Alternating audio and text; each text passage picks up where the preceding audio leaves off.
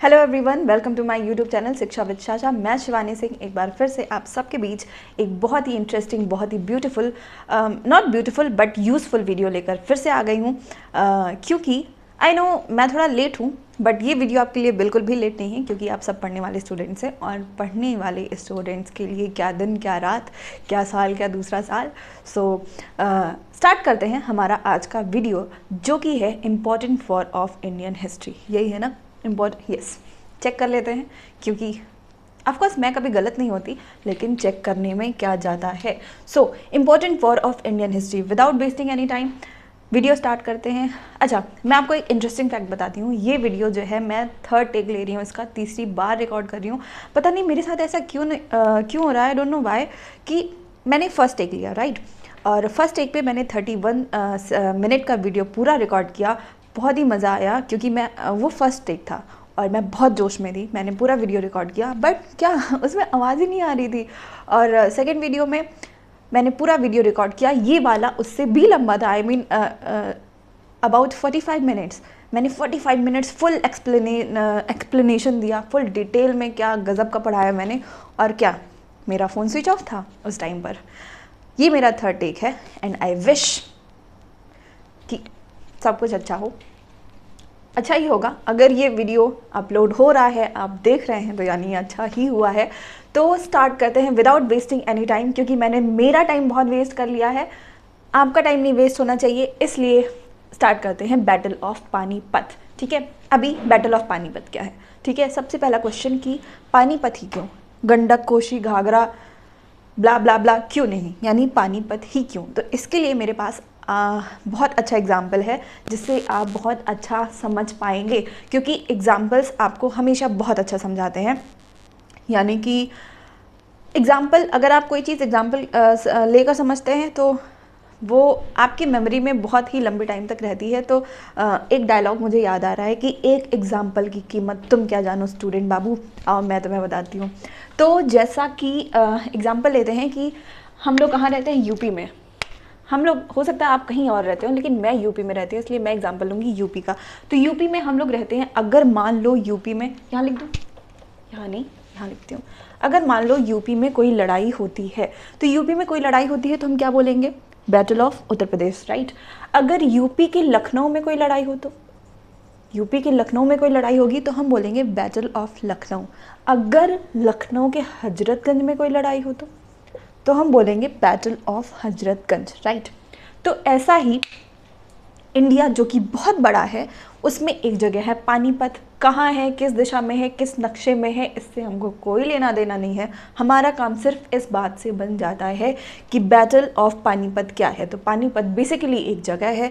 पानीपत की धरती पर जब जब लड़ाई हुई, तब तब हमने इसको नाम दे दिया बैटल ऑफ पानीपत। जब पहली बार हुआ तो बैटल ऑफ पानीपत फर्स्ट, जब दूसरी बार हुआ तो सेकंड, तीसरी बार हुआ तो थर्ड।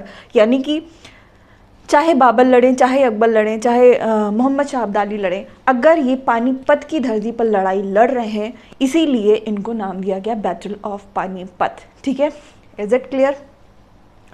इतना अच्छा समझाया है मैंने, क्लियर तो होना ही है। तो जो बैटल ऑफ पानीपत है, फर्स्ट, यानी कि फर्स्ट जो पहला पानीपत का युद्ध हुआ था, वो किसके बीच हुआ था? इब्राहिम लोदी वर्सेस बाबर हुआ था। ठीक है, इब्राहिम लोदी वर्सेस बाबर कब हुआ था? 21 अप्रैल 1526 को। डेट बहुत इंपॉर्टेंट है, आपको ज़रूर याद करनी है ये डेट्स।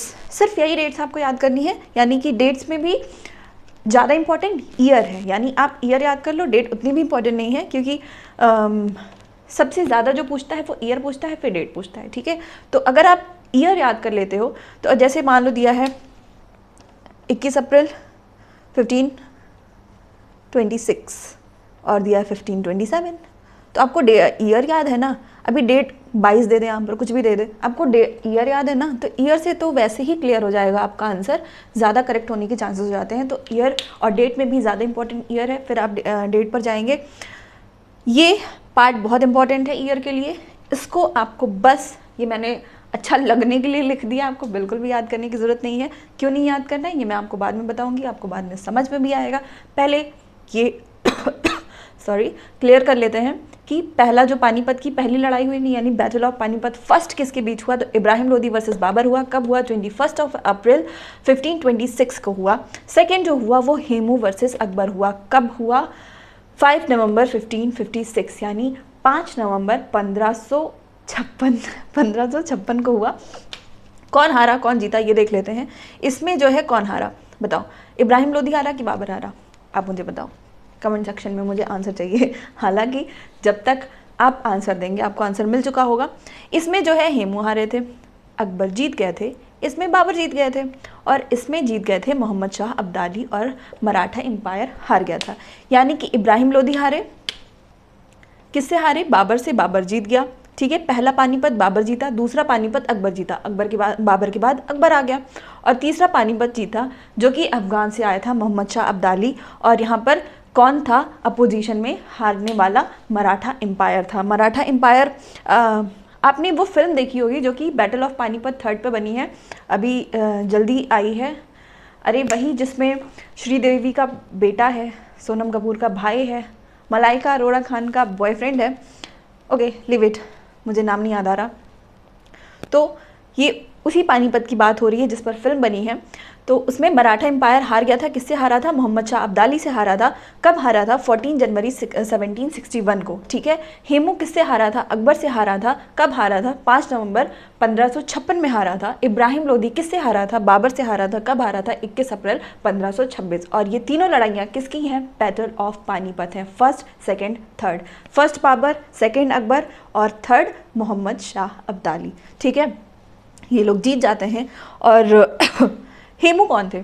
मैं आपको बता दूं कि हेमू जो थे हमारे दिल्ली सल्तनत पे आखिरी हिंदू राजा थे जिसको अकबर ने हराया था। हेमू एक हिंदू राजा थे जो कि दिल्ली की गद्दी पर बैठने वाले आखिरी हिंदू राजा साबित हुए, क्योंकि उसके बाद से दिल्ली सल्तनत जो है मुग़ल सल्तनत में बदल गई, और मुग़ल सल्तनत के बाद में अंग्रेज़ जब तक नहीं आ गए तब तक मुग़ल सल्तनत ही चलती रही।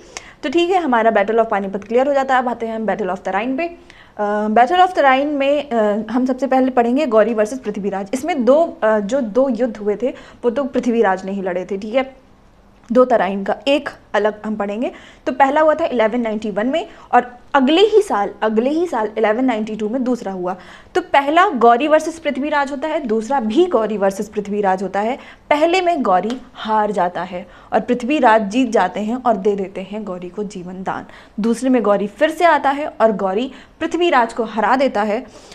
एक्चुअली इनके साथ धोखा होता है। जो पृथ्वीराज की जो रानी रहती है यानी महारानी संयोगता, उनके जो पापा जी होते हैं जयचंद, राजा जयचंद, वो कर जाते हैं गद्दारी, वो मिला लेते हैं गौरी से हाथ और गौरी पृथ्वीराज को हरा देते हैं। कब हरा देते हैं? 1192 में। इस पे भी एक पिक्चर बनी है और इसके हीरो का नाम मुझे याद है जो कि था अक्षय कुमार, बट फिल्म मुझे इतनी समझ नहीं आई, क्योंकि अगर आपने ये फिल्म देखी होगी तो फिल्म बेसिकली बनी है बैटल ऑफ तराइन पे, बैटल ऑफ तराइन पे बनी है, लेकिन इसमें बैटल ऑफ तराइन ना दिखाकर इसमें अलग ही लव एंगल दिखा रहे हैं। यानी कि बैटल पे फोकस कम है, संयोगिता की रानी संयोगिता की लव स्टोरी पे फोकस ज़्यादा है। तो वो मुझे चीज़ इतनी समझ नहीं आई। मतलब बात तो तब होती जब, क्योंकि जो बैटल ऑफ तराइन था वो गज़ब का था। ठीक है, अगर आप हिस्ट्री में पढ़ते हैं, बुक में पढ़ते हैं, तो आप देखेंगे कि कमाल की स्टोरी है। तो उसमें पता नहीं कितना लव एंगल दिखाया, मुझे समझ नहीं आया। Live it. तो गौरी वर्सेस पृथ्वीराज हुआ जिसमें पृथ्वीराज जीते 1191 में। फिर गौरी वर्सेस पृथ्वीराज हुआ जिसमें पृथ्वीराज हार गए 1192 में। ठीक है, क्या था? Battle of Tarain. फिर बैटल ऑफ तराइन थर्ड जो आता है वो इल्तुतमिश वर्सेस यल्दौज होता है, जिसमें यल्दौज हार जाते हैं और इल्तुतमिश जीत जाते हैं। अच्छा, अगर आपको ये जो डेट्स याद करने में मतलब आपको ऐसा अभी बहुत टफ लग रहा होगा, बट अगर आप थोड़ा भी हिस्ट्री से ताल्लुकात रखते होंगे, थोड़ा अभी हिस्ट्री में इंटरेस्टेड होंगे और पढ़ते होंगे, तो ये डेट याद करना इतनी बड़ी बात नहीं है। क्योंकि अगर आप जैसे कि अगर आप अकबर पढ़ रहे हैं, बाबर पढ़ रहे हैं, इल्तुतमिश पढ़ रहे हैं, तो आपको इनका टाइम पीरियड याद होगा, राइट? कि जैसे कि अगर आपको ये याद हो कि बाबर का टाइम पीरियड क्या था, ठीक है, तो अगर आपको बाबर का टाइम पीरियड याद है तो अगर आपको 26 20 15 26 15 28 27 29 ये सब देखने को मिल रहा है ना, तो आप तुरंत समझ जाएंगे अच्छा 15 26 ये तो बाबर का टाइम पीरियड था, तो किसके बीच युद्ध होगा, भाई बाबर से ही कोई लड़ेगा, अपोजिशन पार्टी है ना, क्योंकि बाबर के टाइम पीरियड में अकबर तो आके नहीं लड़ रहा होगा ना। तो अगर आप थोड़ा सा भी इंटर रिलेट करके चीज़ें पढ़ेंगे तो आपको बहुत अच्छे से याद हो जाएंगी, बहुत अच्छे से समझ आ जाएंगी और आपको कोई भी चीज़ रटने की ज़रूरत नहीं पड़ेगी। तो बैटल्स वॉन बाय बाबर पढ़ते हैं। बाबर ने 4 लड़ाइयाँ लड़ी, चारों की चारों जीती और सॉरी एक के बाद एक जीती। यानी कि पहला हम जैसा पढ़ चुके हैं इब्राहिम लोदी वर्सेस बाबर हुआ था, तो वही पानीपत फर्स्ट जो हुआ था इब्राहिम लोदी वर्सेस बाबर 1526 में। फिर दूसरा होता है खानवा का युद्ध 1527 में, जो कि राणा सांगा के साथ लड़ते हैं, राणा सांगा को हरा देते हैं। ये चारों युद्ध इन्होंने ही जीते थे, ठीक है, तो इसमें कुछ भी मुझे टिक मारने की ज़रूरत नहीं है। फिर तीसरा आता है चंदेरी का युद्ध जो कि 1528 में जीते थे और फिर 1529 में जीते हैं घाघरा, यानी पानीपत, खानवा, चंदेरी और घाघरा का युद्ध ये 1 बाय 1 जीतते जाते हैं 26, 27, 28, 29 में। और खानवा का युद्ध में एक इम्पॉर्टेंट पार्ट, खानवा का युद्ध जबकि ये राणा सांगा से लड़ते हैं, राणा सांगा को हरा देते हैं, तब बाबर किसकी उपाधि धारण करते हैं, तो वो उपाधि धारण करते हैं गाजी की, यानी कि राणा सांगा को हराने के बाद बाबर ने गाजी की उपाधि धारण की। अगर क्वेश्चन आ जाए कि बाबर ने गाजी की उपाधि कब धारण की, तो धारण की 1527 में। क्यों धारण की? खानवा के युद्ध को जीतने के बाद धारण की। किसको हराकर धारण की? राणा सांगा को हराकर धारण की। राणा सांगा स्पेशली हारे नहीं थे, एक्चुअली वो हार मानने के लिए तैयार नहीं थे। उनका जो है एक तरफ की पूरा हाथ, एक तरफ का पैर उनका कट चुका था, फिर भी वो हार मानने के तैयार नहीं थे। उनकी सेना बहुत बुरी तरह मारी जा रही थी, लोग मर कट रहे थे, फिर भी वो हार मानने को तैयार नहीं थे। वो बस युद्ध पे युद्ध करे जा रहे थे, लड़ने को तैयार थे, वो दूसरे युद्ध को भी अंजाम देने के लिए तैयार थे। तो इनके लोगों ने ना धोखा दे दिया, इनके लोगों ने बोला नहीं भैया अब मुझसे नहीं होने वाला, और राणा सांगा जी को उन्होंने जहर देकर मार दिया, ठीक है। और हमारा चौथा होता है, ये होता है महमूद मोदी के बीच में, ठीक है, जो कि अफ़गान का इंसान होता है हालांकि बाबर भी अफ़गान का ही होता है। तो ये आते हैं कब्ज़ा करने की, नहीं मैं करूँगा दिल्ली की गद्दी पे राज, तुम कैसे करोगे, तो ये इनको हराते हैं बाबर, किसको? महमूद मोदी को फिर आता है हमारा एंग्लो वॉर। अब हम सोच रहे होंगे अच्छा अभी मैंने आपको बताया कि जिस जगह पर युद्ध होता है उस जगह के नाम पर हम उस जगह की वॉर को डिफाइन कर देते हैं, यानी कि जैसे battle of Panipat, battle of Tarain, battle of Ghaghra, battle of Gandak Kosi जो भी है, हालांकि गंडक कोशी में अभी कोई युद्ध हुआ नहीं। तो एंग्लो वॉर क्या है? एंग्लो वॉर किसी जगह का नाम नहीं है। तो एंग्लो वॉर कहाँ से आया? एंग्लो वॉर, आपने एक शब्द सुना होगा एंग्लो इंडियन, ठीक है। तो एंग्लो इंडियन अगर मुझे समझ आ जाएगा, यानी आपको, मुझे तो आया ही है तभी मैं आपको समझा रही हूँ, अगर आपको समझ में आ जाएगा तो आपको ये भी पता चल जाएगा कि एंग्लो वॉर है क्या, ठीक है। तो एंग्लो इंडियन बेसिकली वो इंडियंस है, यानी कि वो ब्रिटिशर्स हैं जो कि ब्रिटेन से आए हैं। ब्रिटिशर्स ब्रिटेन से ही आएंगे, आई मीन अफगान से नहीं आने वाले ब्रिटिशर्स। तो जो ब्रिटिशर्स ब्रिटेन से आए हैं, कहाँ आए हैं?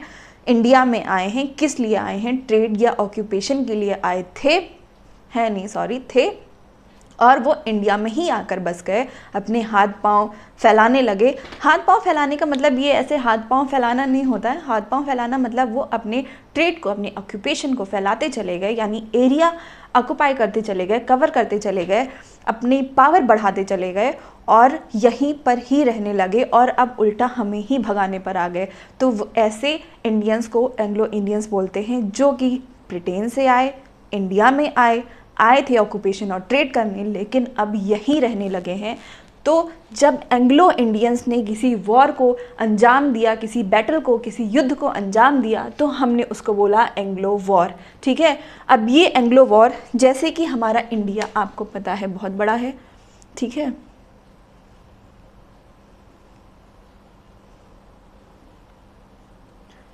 कुछ ऐसा कोई भी नक्शे पे नहीं जाएगा, सब भावनाओं पे जाएंगे, ठीक है। इंडिया बहुत ही ब्यूटीफुल है, बहुत खूबसूरत है। तो जैसे आपको ये पता होगा कि जैसे नॉर्थ साउथ सबको पता है ना, ये नॉर्थ है, ये साउथ है, साउथ यानी ये दक्षिण का एरिया है। तो दक्षिण के एरिया में किसका कब्जा था? मराठाओं का कब्जा था ना। यानी कि जो मराठा साम्राज्य था, जो मराठा एम्पायर था पूरा, वो कहाँ फैला हुआ था? दक्षिण में, यानी कि साउथ में फैला हुआ था।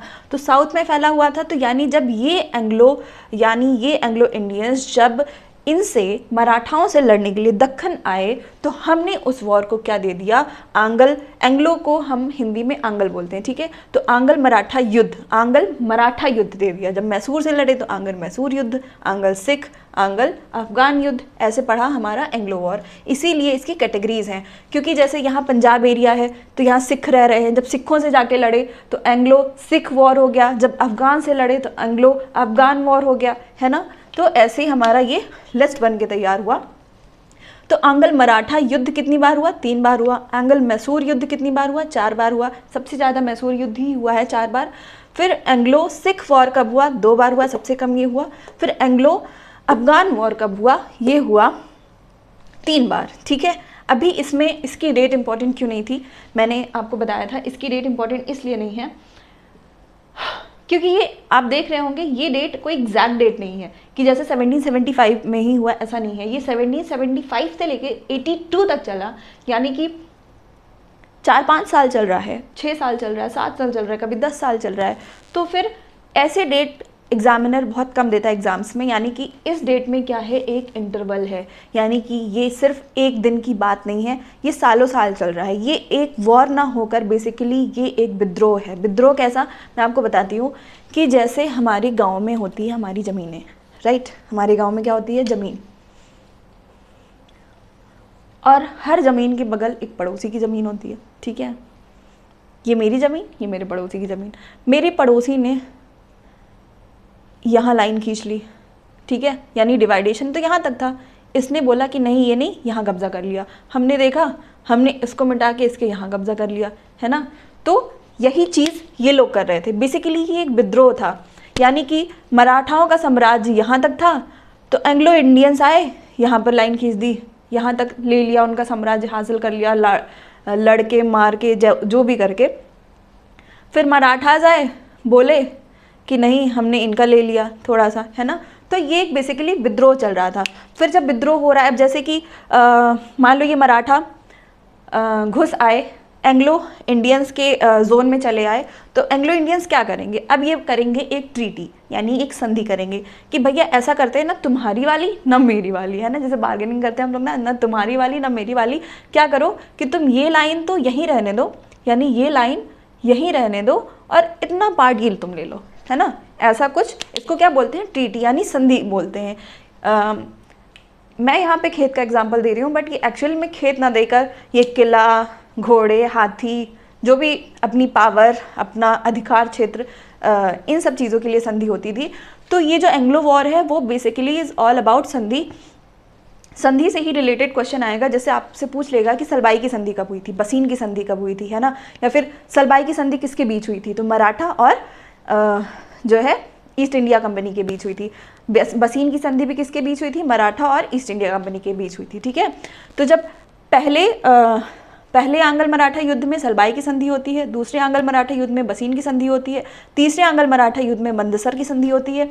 ऐसे पहले मैसूर आंग्ल युद्ध में ट्रीटी ऑफ मद्रास होती है, दूसरे में ट्रीटी ऑफ मैंगलोर होती है, तीसरे में ट्रीटी ऑफ श्रीरंगपट्टनम होती है।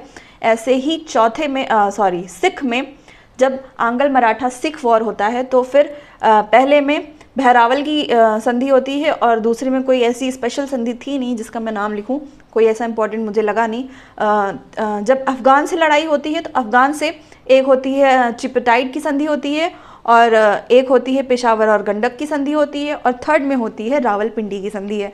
इसमें जो इम्पॉर्टेंट है वो एक है सलबाई की संधि, एक है बसीन की संधि, और एक है ट्रीटी ऑफ मद्रास पूछ लेता है अक्सर, और बहरावल और ये रावलपिंडी की संधि, ठीक है। अभी आप सोच रहे होंगे रेड और ग्रीन डॉट क्यों है? तो रेड और ग्रीन डॉट इसलिए है कि जैसे जब वॉर मराठा ने जीता, ठीक है, तो इनका एरिया कवर हुआ, या फिर इनके कुछ अधिकार इन्होंने ले लिया, है ना।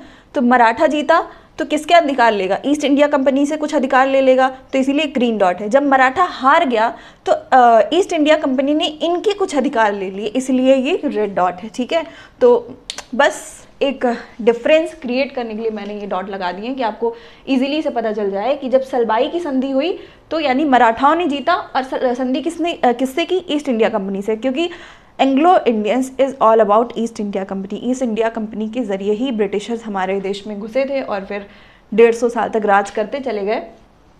तो सलबाई की संधि मराठा लोग करते हैं एंग्लो इंडियन से, या फिर हम बोलेंगे ईस्ट इंडिया कंपनी से। ऐसे बसीन की संधि ईस्ट इंडिया कंपनी किससे करती है?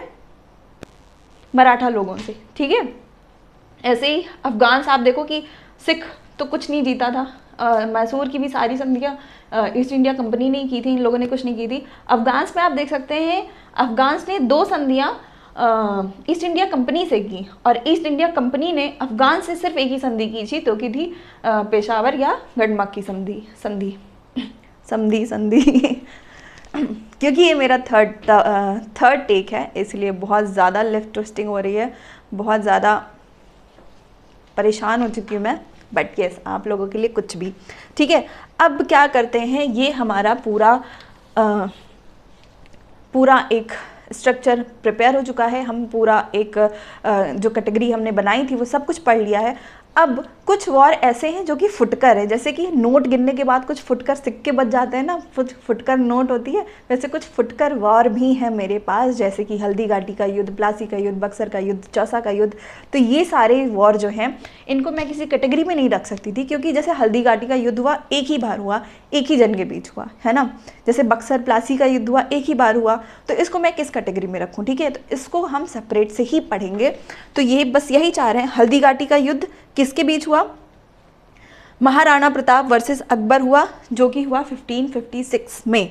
1556 में महाराणा प्रताप, अच्छा ये महाराणा प्रताप और अकबर के बीच हुआ क्योंकि ये उस टाइम के राजा थे। ठीक है, राजा अगर महाराणा प्रताप और अकबर हैं तो फिर नाम इन्हीं का आएगा, बट ये लोग आपस में लड़ने कभी नहीं आया आमने सामने। कहा जाता है कि महाराणा प्रताप जी के सामने अकबर कभी आया ही नहीं। तो फिर ये वॉर इनके बीच कैसे हुआ? वो ऐसे हुआ कि इनका सेनापति और इनका सेनापति, जैसे अकबर के सेनापति मान सिंह का नाम लिया जाता है हल्दी घाटी के युद्ध में, जिन्होंने अकबर को जीत दिलाई थी, क्योंकि महाराणा वहाँ मौजूद ही नहीं थे, तो उनके सेनापति थे और अकबर के सेनापति थे। तो मान सिंह ने हल्दी घाटी के युद्ध में अकबर को जीत दिलाई थी। कब? 1556 में। फिर आता है प्लासी का युद्ध, बक्सर का युद्ध। तो प्लासी और बक्सर के युद्ध में जो वेरी इंपॉर्टेंट टर्म है वो ये है कि अक्सर पूछ लेता है, जैसे मुझे याद है कि मैंने एक बार पेट का एग्ज़ाम दिया था, जब पेट फर्स्ट टाइम हुआ था, तब उसमें एक क्वेश्चन आया था करके कि प्लासी का युद्ध पहले हुआ या बक्सर का युद्ध पहले हुआ।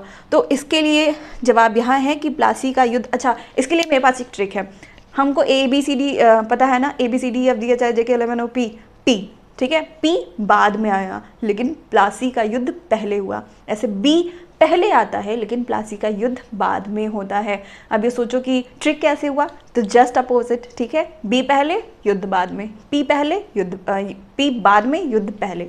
ठीक है, तो यानी कि प्लासी का युद्ध 1757 में होता है, पहले P बाद में आता है ना, लेकिन युद्ध पहले हुआ। जून 23, 1757 किसके बीच में होता है? East India Company versus Sirajuddaula, और सिराजुद्दौला का साथ दिया था फ्रेंच क्योंकि फ्रेंच से पहले, ईस्ट इंडिया कंपनी से पहले यानी ब्रिटिशर से पहले जो इंडिया पे राज कर रहे थे वो फ्रेंच के लोग थे। तो फ्रेंच के लोग सोच रहे थे कि अच्छा अब हमारा अस्तित्व तो खतरे में है, ठीक है, तो क्यों ना हम सिराजुद्दौला, यानी कि जो कि इंडिया में राजा थे सिराजुद्दौला उस टाइम में, तो क्यों ना हम इनका साथ देते हैं और हो सकता है कि ईस्ट इंडिया कंपनी को हरा दें। लेकिन ऐसा हुआ नहीं, ईस्ट इंडिया कंपनी ने सिराजुद्दौला और फ्रेंच के लोगों को हराया। फिर आता है हमारा बक्सर का युद्ध, जो कि बाद में होता है, बी पहले आता है, युद्ध बाद में हुआ है। 1764 अक्टूबर 22, जो कि East India Company Mir Qasim और शाह आलम सेकंड के बीच हुआ। इसमें भी ईस्ट इंडिया कंपनी जीतती है। और फिर आता है चौसा का युद्ध। चौसा का युद्ध है 1527, जो कि शेर शाह सूरी और हेमू के बीच हुआ था। और शेर शाह सूरी ने हेमू को इस युद्ध में ऐसी धूल चटाई थी कि बस हेमू भागते भागते भागा था और फिर भाग ही गया था, आया था बाद में। तो शेर शाह सूरी और हेमू के बीच में not Hemu, Humayun sorry my mistake, not Hemu, Humayun, Humayun. जैसा मैंने बताया ये मेरा थर्ड टेक है and I am very exhausted. So yes, Sher Shah Suri versus Humayun, Humayun Humayun, Humayun. Okay, let it be. आप समझ गए ना। चौसा का युद्ध किसके बीच हुआ? 1527 में हुआ। किसके बीच हुआ? शेरशाह सूरी के बीच हुआ और हुमायूं के बीच हुआ। हुमायूं को शेरशाह सूरी ने बहुत बुरी तरह भगाया, मार मार के, डंडे मार के भगाया। और फिर बाद में आते भी हैं हुमायूं और अपना दिल्ली सल्तनत का जो पीढ़ी है, ख़ानदान अपना, उसको आगे बढ़ाते हैं। तो ये वीडियो यहाँ पर ख़त्म होता है और आई थिंक नहीं, आई एम श्योर कि ये वीडियो आपके लिए बहुत ही इम्पॉर्टेंट है और आप सब इसको अपना बहुत सपोर्ट और बहुत प्यार दिखाएंगे। उससे पहले मैं आपको ये बोल दूँ कि अगर आपको वीडियो अच्छा लगा हो तो आप मेरे वीडियो को लाइक करें, शेयर करें, सब्सक्राइब करें और बेल आइकन को प्रेस करना बिल्कुल भी ना भूलें। और उससे भी इम्पॉर्टेंट चीज़ मुझे आपको ये बोलना है कि अगर आपको मेरा पढ़ाने का तरीका समझ आ रहा है तो प्लीज़ उसके बारे में कमेंट सेक्शन में जाके कुछ लिखें, अप्रिशिएट करें। अगर समझ में नहीं आ रहा है तो बुराई नहीं करनी है, बस सजेशंस लिखने हैं कि कैसे मैं और बेटर कर सकती हूँ आप लोगों के लिए। और बस अब इसी तरह हम मिलते रहेंगे अच्छे अच्छे वीडियोज़ के साथ। सो वेट कीजिए अगले वीडियो का और यस, थैंक यू।